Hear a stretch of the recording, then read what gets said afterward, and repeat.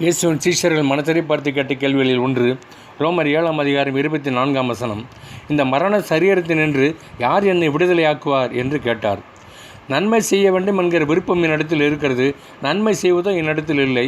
நான் விரும்புகிற நன்மையை செய்யாமல் விரும்பாத தீமையையே செய்கிறேன். எனக்குள் வாசமாக இருக்கிற பாவமே அப்படி செய்கிறது. என் மனதின் பிரமாணத்திற்கு விரோதமாய் போராடுகிற வேறொரு பிரமாணத்தை என் அவயவங்களில் இருக்க காண்கிறேன். நிர்பந்தமான மனுஷன் நான். இந்த மரண சரீரத்தினின்று யார் என்னை விடுதலையாக்குவார் என்று அப்போஸ்தலனாகிய பவுல் கேட்டார். சமீபத்தில் காந்தியவாதியும் சமூக சேவகருமான அண்ணா ஹசாரே என்பவர் ஆட்சி அதிகாரத்தில் இருப்பவர்கள் ஊழல் செய்வதற்கு எதிராக ஜன் லோக்பால் மசோதா கொண்டு வர வேண்டும் என்று உண்ணாவிரதம் இருந்தார். அரசியல் தலைவர்கள் பலரும் அதற்கு ஆதரவு தெரிவித்தார்கள். அவர்களில் பலர் ஆட்சி அதிகாரங்களில் இருந்தபோது பலவித ஊழல்கள் செய்தவர்களே.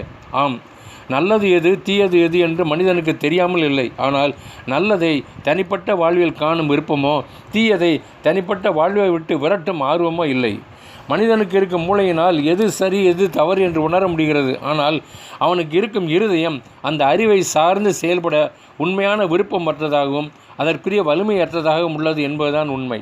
எனக்கு பிரியமானவர்களே, நமக்கு நல்ல மூளை இருக்கிறது, ஆனால் பாவ சுபாவம் இல்லாத நல்ல இருதயமோ இல்லை. நல்ல இருதயத்தை தேவன்தான் தர இயலும். ஆண்டவராய் இயேசு கிறிஸ்துவை நமக்குள் ஏற்றுக்கொள்வதால் மட்டுமே பெற முடியும்.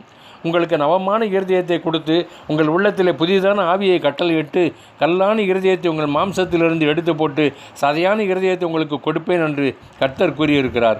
எனவே கர்த்தரோடு சரியான உறவை ஏற்படுத்தி பாவ இருதயம் நீக்கப்பட்டு பரிசுத்த இருதயம் தோன்றும்போது நாம் நல்லதை விரும்புகிறவர்களாக மட்டுமல்ல, நல்லதை மட்டுமே செய்கின்றவர்களாகவும் மாறுவோம் என்பதில் ஐயமில்லை.